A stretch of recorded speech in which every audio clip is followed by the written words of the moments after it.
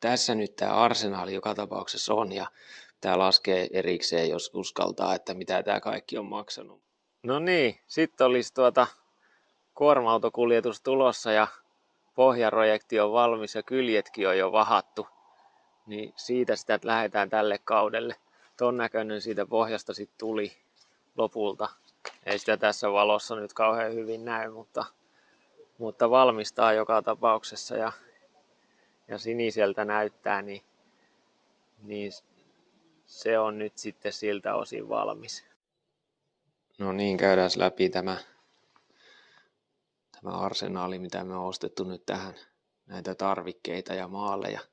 Eli toi, mitä sinne nyt on vedetty pohjaan, niin on toi Hempelin Light Primer epoksipohjamaali. Ja se on nyt käytetty loppuun. Siinä on 1,5 litraa toi, 1,5 litran toi itse maaliosuus ja sitten siihen on toi kovetin on 0,75 eli yhteensä 2,25 litraa se on loppu. Niin siihen on nyt otettu uuskin satsi sitten samaa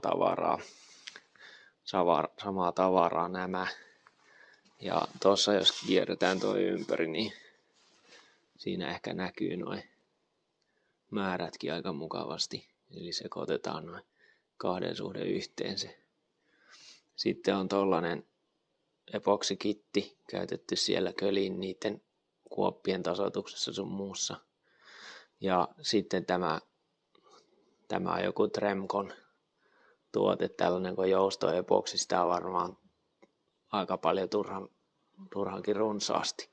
Ja se on hirveän kallis paketti toikin, että ihan älyttömän hintaisia kyllä nämä on nämä jutut. Sitten on kumpaankin, eli noi tinnerit, niin liekö niissä muita eroa kuin toi numero.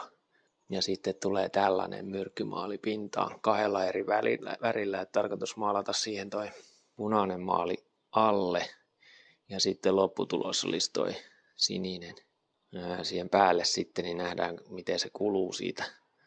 Sitten se päällikerros pois, niin näkisi ton värieron kanssa, että nyt se alkaa olla finaalissa se päällimmäinen kerros. Mutta tässä nyt tämä arsenaali joka tapauksessa on ja tämä laskee erikseen, jos uskaltaa, että mitä tämä kaikki on maksanut, mutta yllättävän kallista se on. Täytyy sanoa, että toi on kyllä, ehkä jos tällaisen ohjeen nyt toivoisi saavassa joltain tai miten tämä kuuluisi ohjeistaa, niin pitäisi kyllä kaivaa vastaavat maalit jostain muualta, että ne on kuitenkin vain epoksimaalia, että veneitä maalataan kyllä muuallakin ja laivoja, että tuskin ne niitä käy tuolta jostain autotarvike- tai venetarvikeliikkeestä ostamassa telakallekaan, että jostain kuuluu kyllä löytyä niin kuin vastaavat tuotteet sitten vähän halvemmissakin pakkauksissa.